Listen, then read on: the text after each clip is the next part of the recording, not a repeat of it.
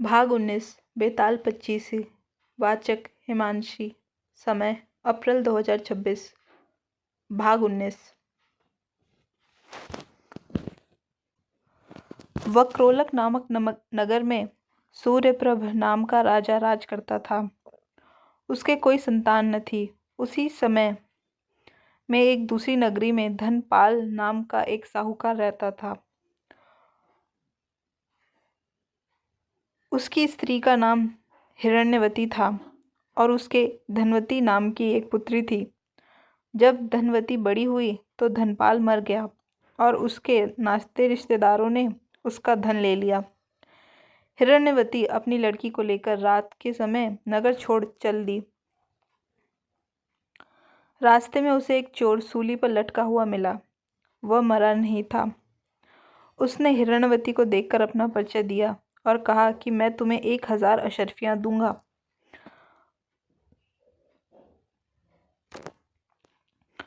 तुम अपनी लड़की का ब्याह मेरे साथ कर दो। हिरण्यवती ने कहा, तुम तो मरने वाले हो। चोर बोला, मेरा कोई पुत्र नहीं है और निपुते की परलोक में सद्गति नहीं होती। अगर मेरी आज्ञा से और किसी से भी इसके पुत्र पैदा हो जाएगा तो मुझे सद्गति मिल जाएगी। हिरण्यवती ने लोभ के वश में होकर उसकी बात मान ली और धनवती का ब्याह उसके साथ कर दिया। चोर बोला, इस बड़ के पेड़ के नीचे अशर्फियां गड़ी हैं, उन्हें ले लेना और मेरा प्राण निकलने पर क्रियाक्रम कर देना। उसके बाद तुम अपनी बेटी के साथ अपने नगर में चली जाना। इतना कहकर चोर मर गया। हिरण्यवती ने जमीन खोदकर अशर्फियां निकाली, चोर का क्रियाक्रम किया और अपने नगर में लौट आई। उसी नगर में वासुदत्त नाम का एक गुरु था जिसके मन स्वामी नाम का शिष्य था। वह शिष्य एक वैश्या से प्रेम करता था। वैश्या उससे 500 अशर्फियां मांगती थी। वह कहाँ से लाकर देता। संयोग से धनवती ने मन स्वामी को देखा और वो उसको चाहने लगी।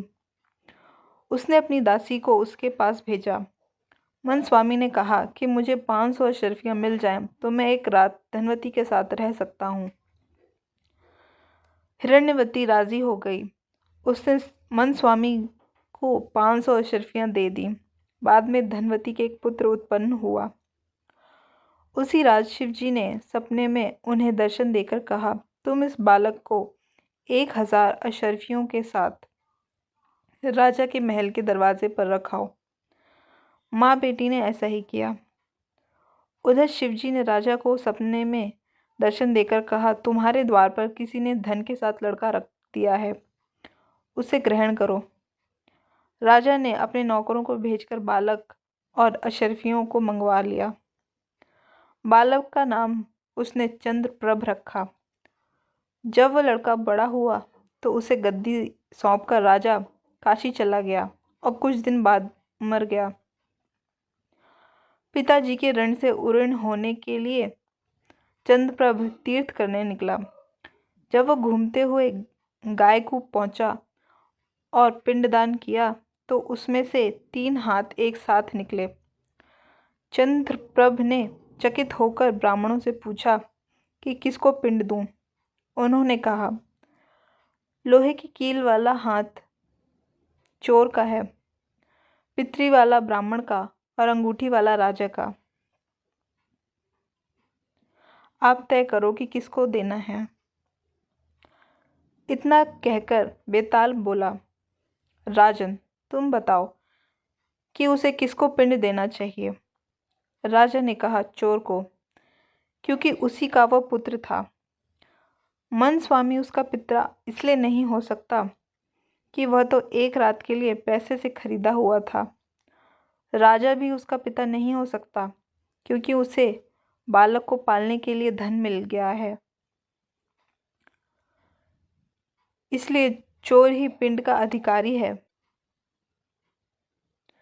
इतना सुनकर बेताल फिर पेड़ पर जा लटका और राजा को वहां जाकर उसे लाना पड़ा। रास्ते में फिर उसने एक कहानी सुनाई। भाग 19 का अंत।